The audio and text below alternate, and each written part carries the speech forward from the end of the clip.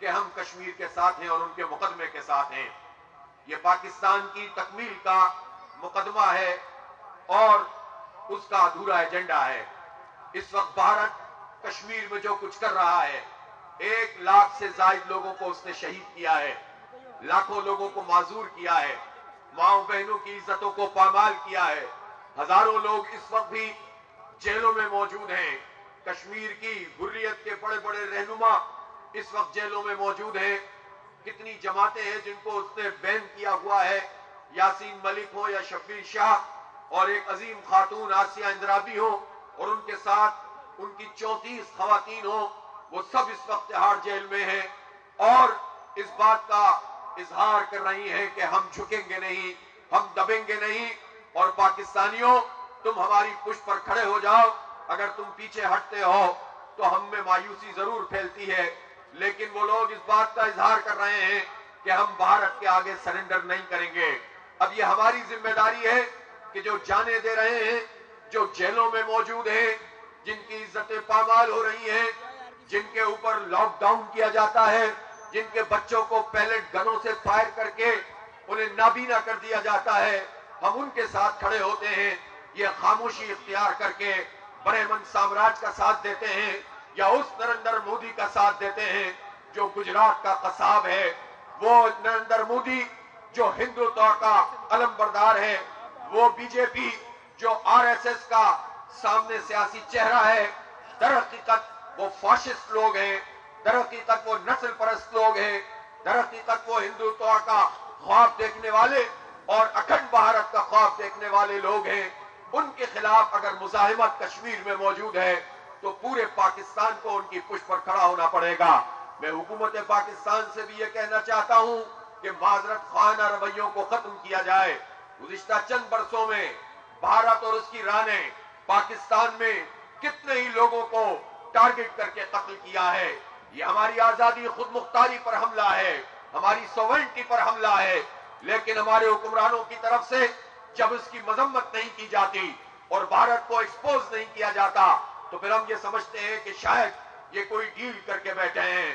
حکومت کو واضح طور پر یہ بھی اعلان کرنا چاہیے کہ جنرل باجوہ کے زمانے میں جتنی باتیں ڈیل کے حوالے سے چلی تھیں اس کی حقیقت کیا ہے. اور پوری پاکستانی قوم یہ سمجھتی ہے کہ ہم کسی جرنیل کی ڈیل کو نہیں مانتے، ہم کسی وزیر اعظم کی ڈیل کو نہیں مانتے. یہ 25 کروڑ لوگوں کا معاملہ ہے، یہ 1 کروڑ سے زائد 1.5 کروڑ سے زائد کشمیریوں کا معاملہ ہے. ریاست جموں و کشمیر، ان کا یہ حق ہے کہ انہیں رائٹ ٹو سیلف ڈٹرمنیشن ملنا چاہیے، حق خود ارادیت ملنا چاہیے. اور یہ حق خود ارادیت پوری دنیا نے اس کو تسلیم کیا ہے. اقوام متحدہ کی قرارداد یہ کیوں پاس ہوئی تھی؟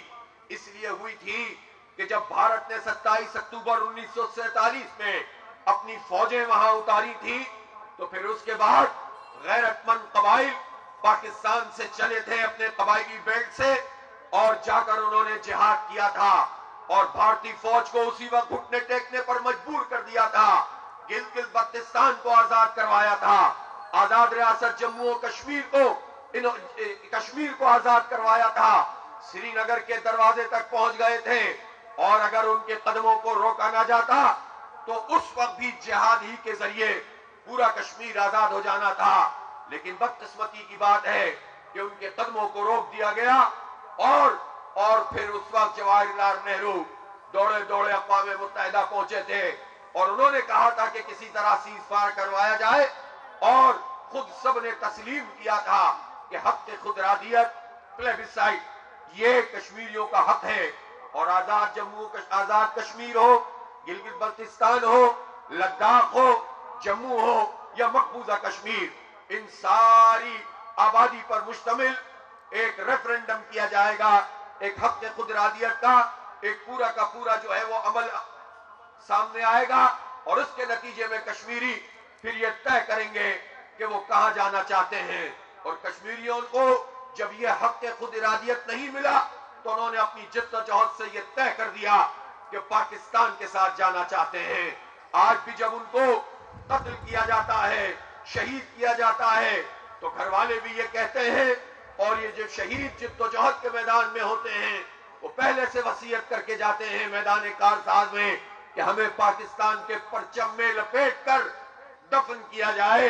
جب وہ پاکستان کے ساتھ اس طرح کھڑے ہیں اور ان کا ایک عظیم رہنما سید علی گیلانی جو پوری دنیا کے لیے ایک رول ماڈل ہے، لوگ نیلسن منڈیلا کو یاد رکھتے ہیں، لیکن میں یہ پوچھنا چاہتا ہوں کہ یہ کس کی ذمہ داری ہے کہ سید علی گیلانی کو پوری دنیا کے حریت پسندوں کے لیے رول ماڈل بنا کر پیش کیا جائے کہ جس کی 30 35 40 سال کی زندگی جیلوں میں گزری ہے.